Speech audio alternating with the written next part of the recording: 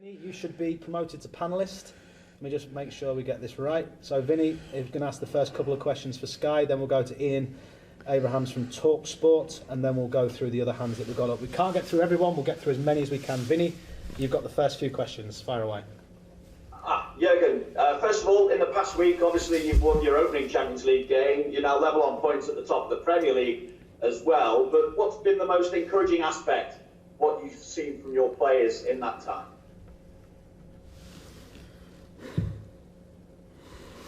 Oh, look, the last week was not the best week of our lives. Let me say it like this: it started with a really good football game with some things which we obviously didn't like and which don't help.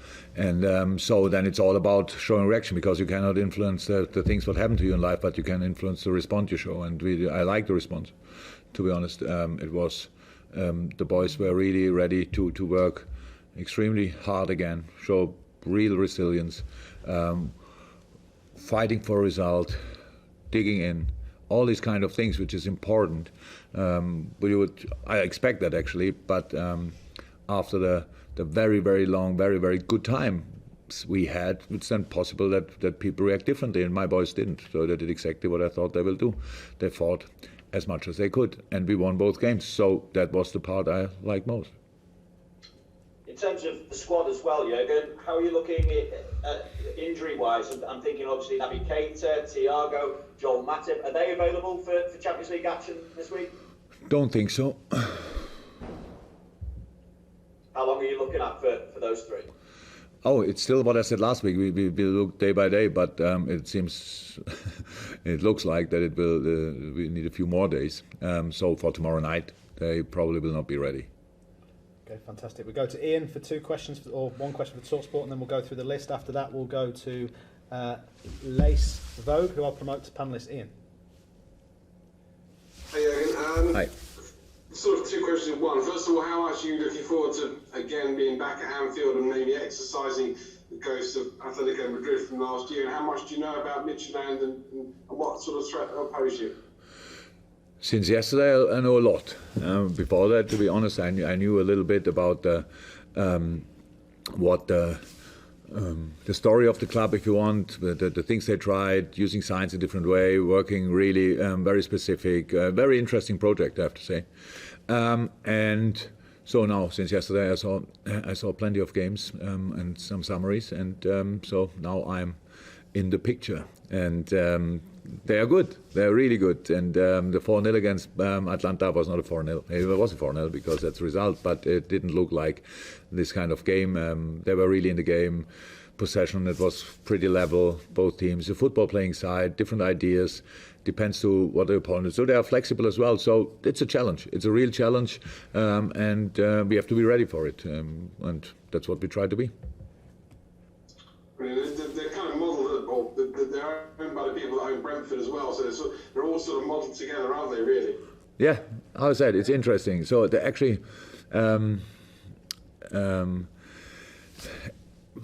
it's meanwhile 5 years ago, but in my break I was I was interested to go there for a while, Midtjylland or Brentford, just to have a look what they do exactly. So, but then I signed for Liverpool, so I couldn't do that.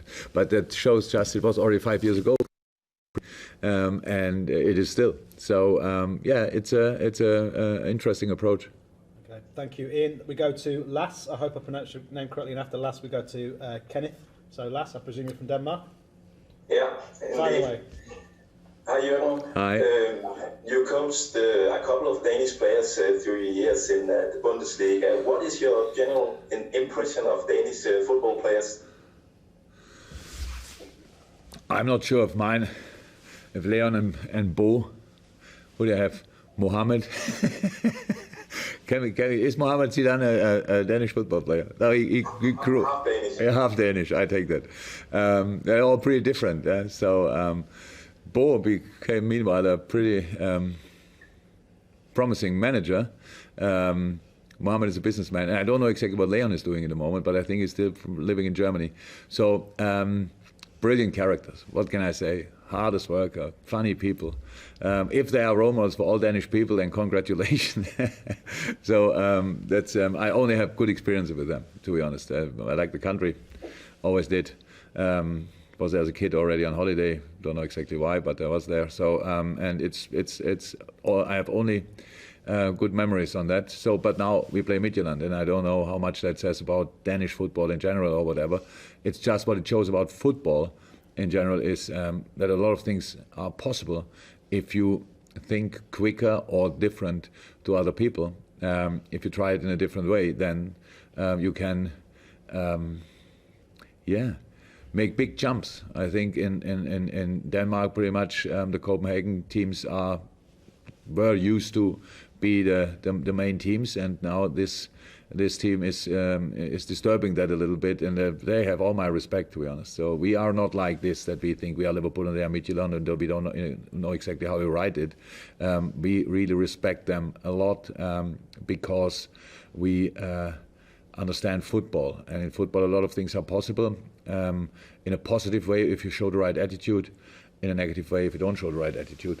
I'm sure Midtjylland will show the right attitude, so we have to do that as well.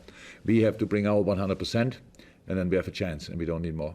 Okay, we're going through the questions as much as we can. Next one is Kenneth, and after Kenneth we go to Nate Williams. So Kenneth is next, who I think is also from Denmark. Kenneth. Yes, hello. Yes, fire away. I'm the hometown of Midtjylland, Herning in Denmark. Jürgen, could you talk a little bit more about how you're approaching this game? I know. What you think about it? How we approach the game? Yeah. I'm sorry, we are not private. So it's a press conference.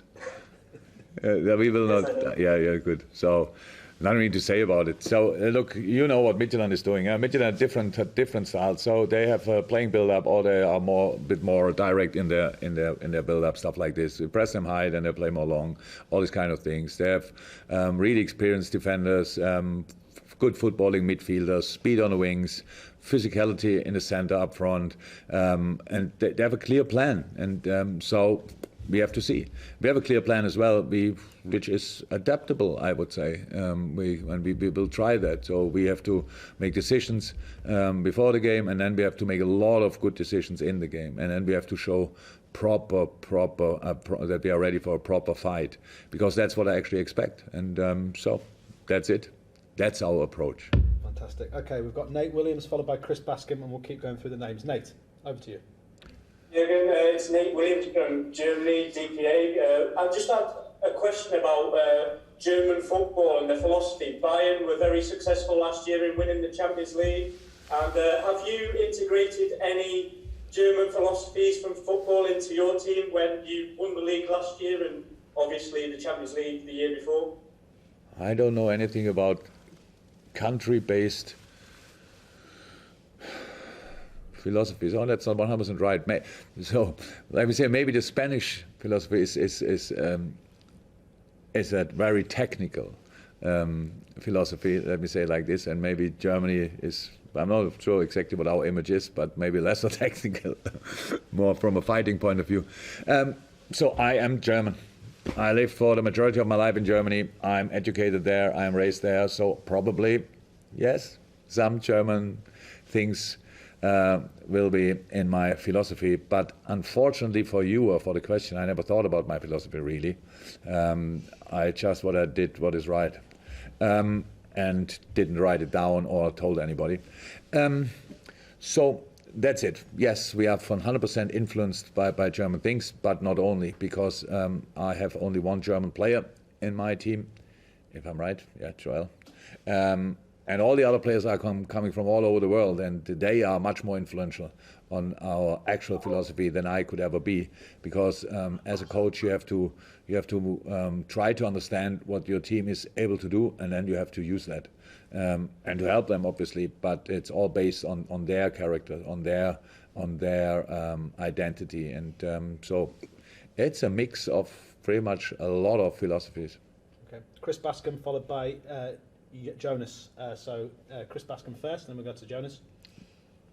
Hi again. I just wondered, I think the quarterfinals last year were played when you were at your pre-season camp, and I think the team gathered and watched some of the games. Was there a real sense watching that of can't let that happen again this year? You know, you really felt as though you should be part of it. That was last 8, wasn't it, when they had when you would have been in pre-season?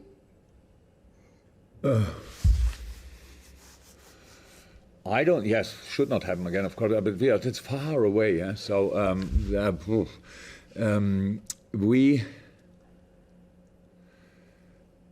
we played a really good game. I know people forget that.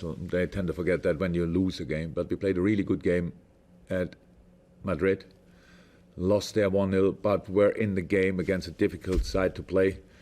And played a super game at home, which we lost. Sounds crazy, but we played a really good game. And what can you do more than being one time at least level and one time the better team? That means usually, if you use your chances, that you go through. So performance-wise, it was not a problem. It was a very strange time. That time we heard the day before a lot of things, 2 days, 3 days before, a lot of things. It was the last game before lockdown. So this is not an example for what how we should do it or how we shouldn't do it. Football-wise, it can be, but all the rest around was completely different. So, but we love that competition, and we still love it, even when we got knocked out last year, a bit too early. But it's still different times. So it's Europe, it's Champions League, it's Anfield, it's at home, but there's no crowd here. But it's still the competition we love.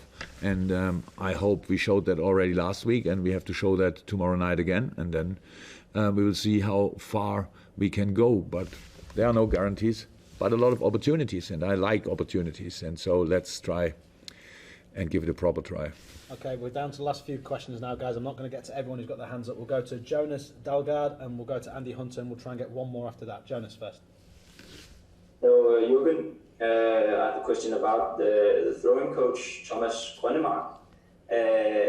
Considering your knowledge of his work, do you prepare any different way on his Midtjylland that also works with Grønnemark? And Ajax used to work with him.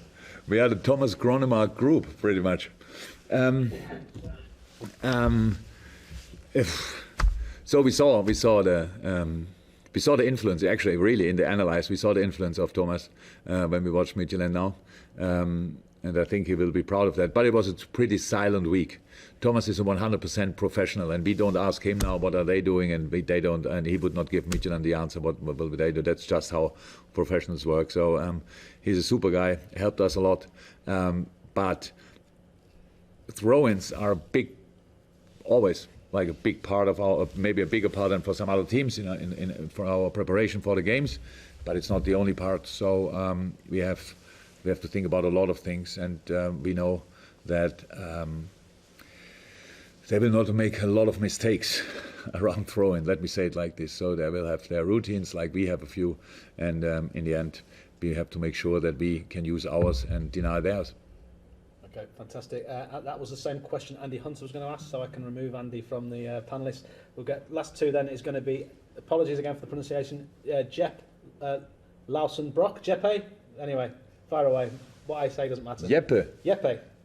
Right? Exactly. Perfect pronunciation. It's amazing. Yeah. Mr. Klopp, obviously you're used to playing big teams in the Premier League all and in the final games of the Champions League. But what do you think about meeting a smaller team from a smaller country in the Champions League? What do you think about I like. So, ladies and gentlemen, you Danish guys, you have obviously to work a little bit on your confidence, because we don't see you as a small club. We see you really as a team, a proper challenger in this group. Midtjylland is not part of the group. Nobody in the Champions League is part of the group because they are nice cities or whatever. They are just there because they are good football teams, because they earned the right to be in the Champions League in the season before. And Midtjylland, after they had an impressive comeback against Brøndby, are now top of the table as well, I think. So it means they are good again, not only last year. Don't know exactly how many players they lost, because I didn't watch games from last year, only from this year. But it is just a good football team. And in football, that's the thing we probably all love most about it. pretty much everything is possible. We use that from time to time for us, so maybe from another perspective, but I'm sure Midtjylland sees it exactly the same way.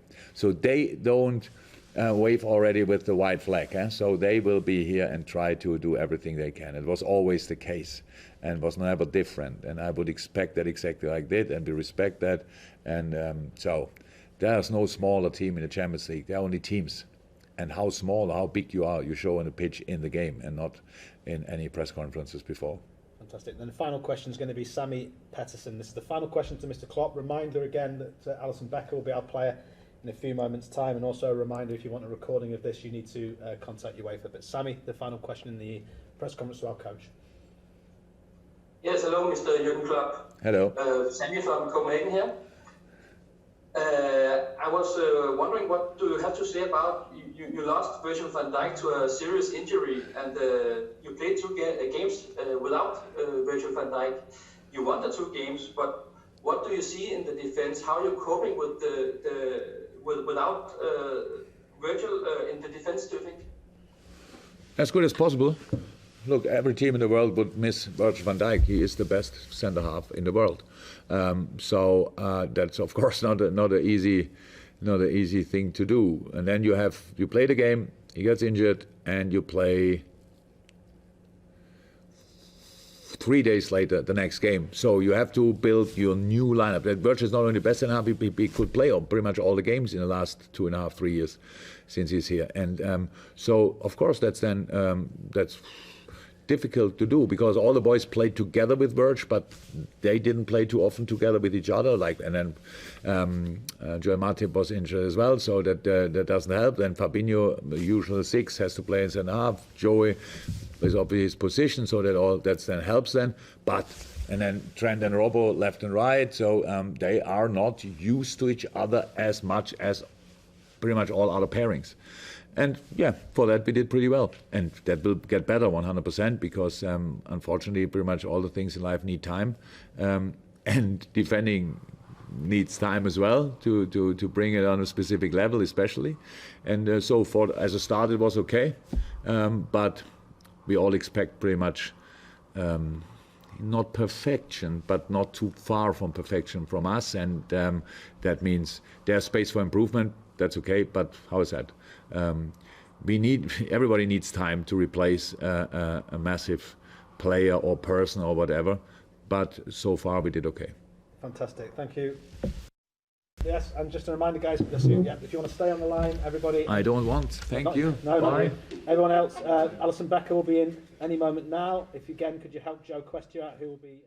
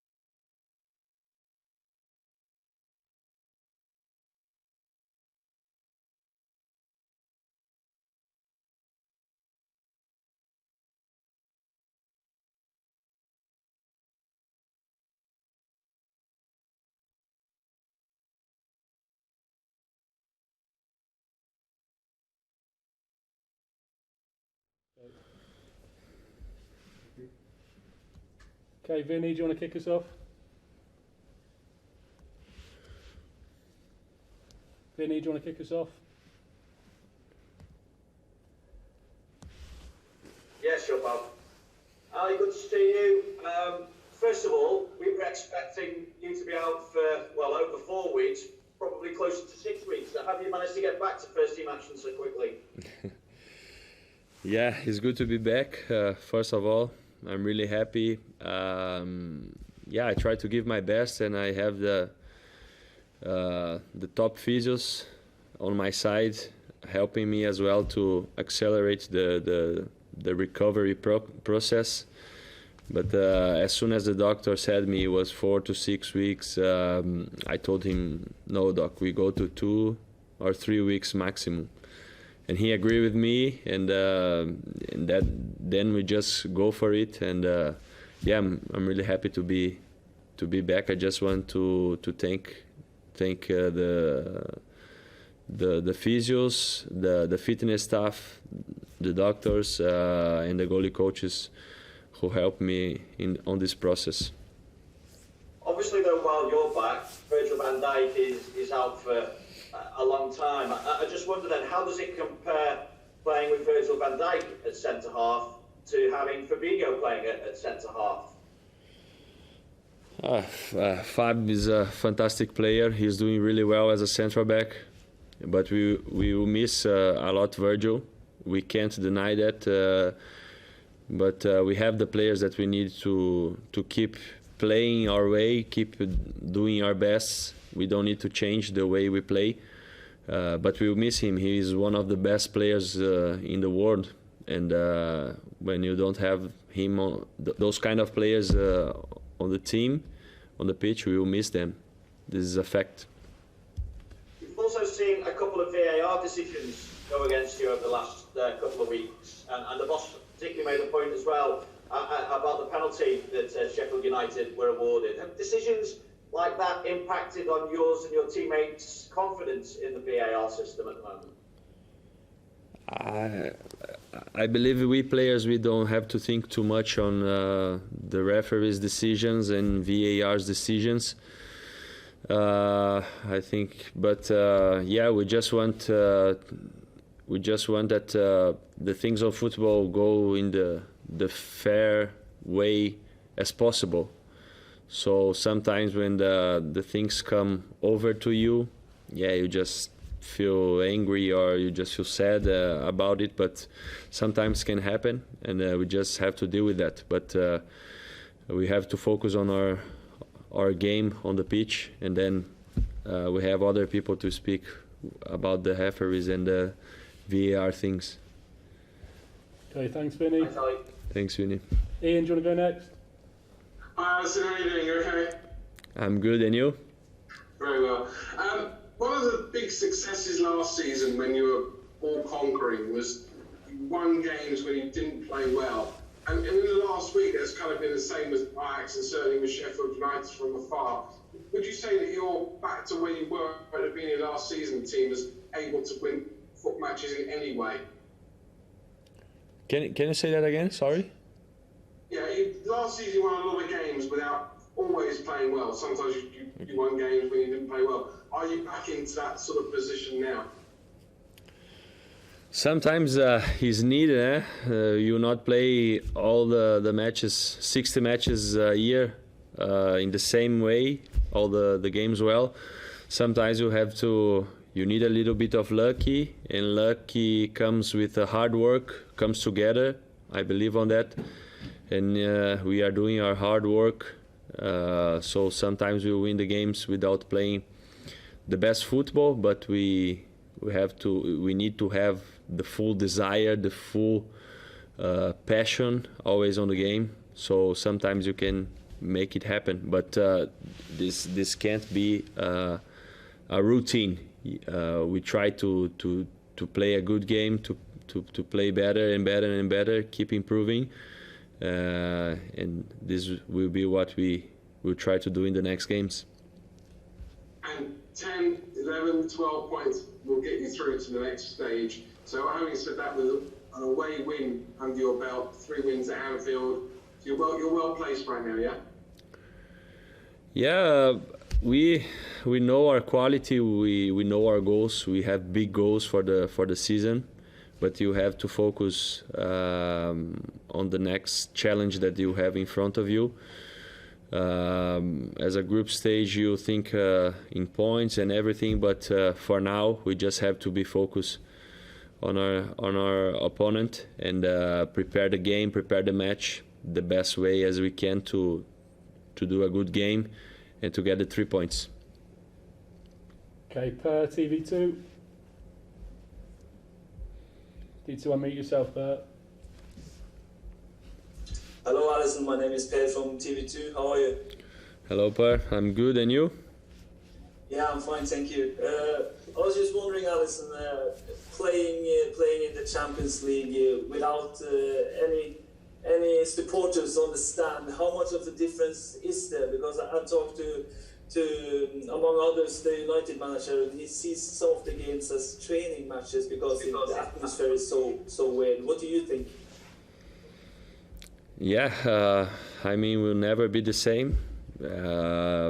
We miss a lot our supporters, the atmosphere we have here at Anfield in European nights are just amazing. We'll miss that, but it's what we have now. We have to go through this.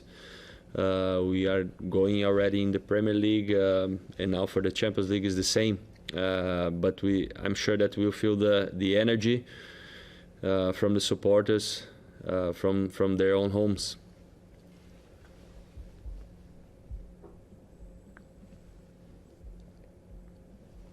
Okay, Chris, do you want to go ahead? Yeah. Hi, Alison. I just, oh, you can hear me. I just wonder, how painful is it, Alison, for you to watch games? I'm thinking two in particular that you normally would have played, and I think of the Atletico game last year and the Aston Villa game recently. But when you have to sit at home or whatever and watch that game, how does it make you feel having to watch those games?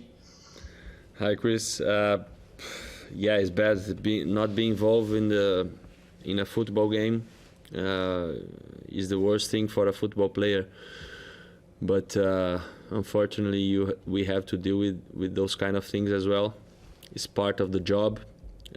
Injuries, we try to avoid them, we try to do prevention works, but sometimes happen. I'm glad that it was only 3 weeks, but was long 3 weeks, looks like 3 months, and being not involved in the games in every game is always hard. Not only the Atletico game, the Aston Villa game always is hard because you want to help, you want to be involved, do what you love to do, and help your teammates to go for your goals, for our goals. Okay, Kenneth, do you go ahead? Hello, Alison.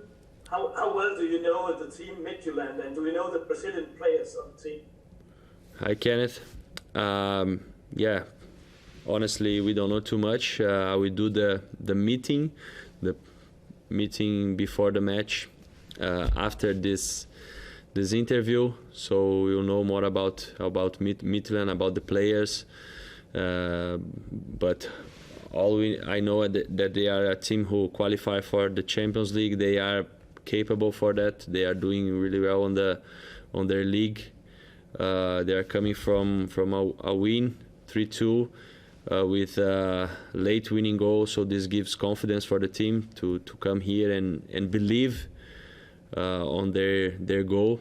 I believe they come to win the game for the 3 points, but the most important thing now is focus on ourselves, prepare the game, and focus on what we can do on the match to get the 3 points. Okay, Dom, do you want to go ahead? Hi, Alison. You took an awful lot of time off your recovery. Can you tell us what you did in terms of helping yourself? What your rehab did? Was it longer hours? Was it you must have done some work to get yourself back so quickly? I pray a lot. Seriously, I pray a lot.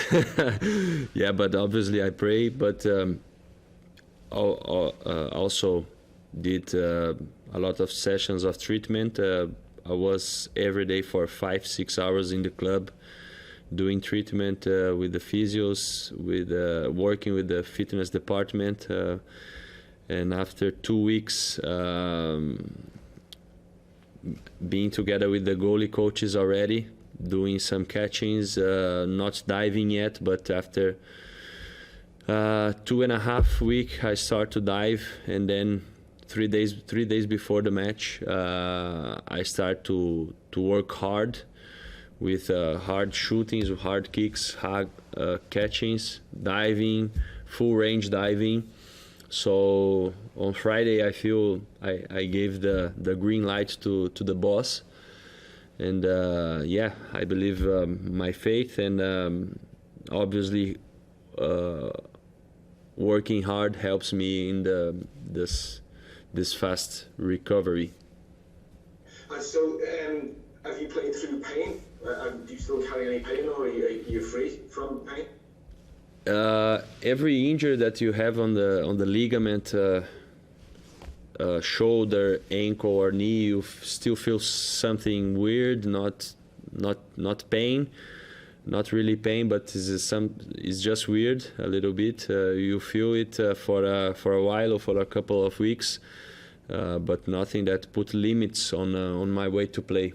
I'm really 100% fit to play and comfortable with that. Thank you.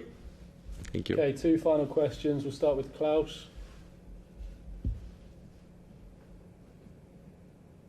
You're on mute, Klaus, sorry. Right. There we go. Okay. Hi, Alison. Sorry for that. I have a question with regards to one of the Midtjylland players coming from Nigeria, Frank Onyeka. He recently lost his dad and have been unable to go back to Africa to attend to his father due to these circumstances with the virus and everything. I would assume that you have some similar experiences of something like that, where things get difficult because of all these restrictions. What's it like being stranded in a foreign country far away and having to hear about people experiencing difficulties back home without being able to go back or anything? Hi, Klaus. Yeah, first of all, I feel sorry for him, for his loss, really. And yeah, it's a difficult time for everybody. I think many people in the world lost their loved ones and couldn't say goodbye properly. And this is a tough moment for everybody. Sometimes we just forget a little bit because we are involved in our jobs in football. But football is a way to give happiness for the people in those difficult times. A lot of happiness comes through football, and that's why we do with so much passion and so much love that what we do. But yeah, obviously I didn't see my parents for I think 7 months. I was the last time. Was the longest time I stay away from them in my life. But I'm happy that we have the technology. I can call them every day and speak with them, and yeah. But I miss them. I miss my friends as well. But everybody are going through something that is not really comfortable. But we have to keep faith that things will get better as soon as possible, and that's it. Okay, and the final question from Jonas, please. Hi, Alison. I was just wondering, is it normal that you prepare for a Champions League match for around 24 hours before the game? Hi, Jonas. Yeah, normally is the same preparation. Today we have our meeting. We try to know a little bit more from the opponent. We have our training session as the same, doing our preparation, focus on ourselves, what we can do, what we can improve from the last match, what we can repeat on the pitch that we did well. Yeah, and just prepare our minds and rest before the challenge that we have tomorrow, that is really important for us in this season. Okay, guys, thank you very much. Leave it there. Thank you.